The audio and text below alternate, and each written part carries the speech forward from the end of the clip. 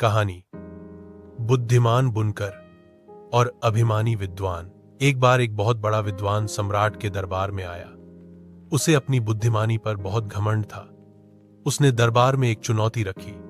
उसने बिना कुछ बोले जमीन पर एक सफेद चौक से गोला सर्कल खींच दिया और दरबारियों से उसका अर्थ पूछा।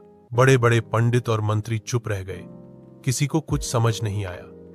सम्राट को डर लगा कि कहीं राज्य का अपमान न हो जाए। तभी एक साधारण से बुनकर को बुलाया गया जो अपनी व्यवहारिक बुद्धि के लिए मशहूर था।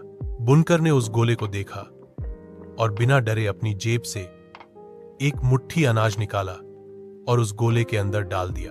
विद्वान यह देखकर हैरान रह गया। फिर उसने अपनी उंगली आसमान की तरफ उठाई। जवाब में बुनकर ने अपनी हथेली जमीन की तरफ झुका दी। विद्वान ने तुरंत हार मान ली और वहां से चुपचाप चला गया। सम्राट ने हैरान होकर पूछा, यह सब क्या था?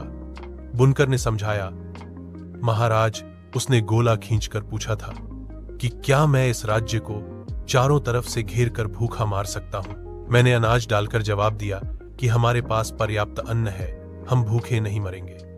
फिर उसने उंगली उठाकर पूछा कि क्या भगवान एक है? मैंने हथेली झुकाकर जवाब दिया कि वही एक भगवान हम सबको, पूरी पृथ्वी को पाल रहा है। वह अभिमानी विद्वान बुनकर की इस मूक भाषा, साइन लैंग्वेज और चतुराई को देखकर समझ गया कि यहाँ के साधारण लोग भी बहुत ज्ञानी हैं। शिक्षा, मॉरल ऑफ द स्टोरी। व्यवहारिक ज्ञान, प्रैक्टिकल विजडम। डिग्रियां और किताबी ज्ञान ही सब कुछ नहीं होता। समय पर सही दिमाग का इस्तेमाल करना ही असली बुद्धिमानी है। सादगी में शक्ति। कभी भी किसी व्यक्ति को उसकी वेशभूषा या पेशे से कमतर नहीं आंकना चाहिए।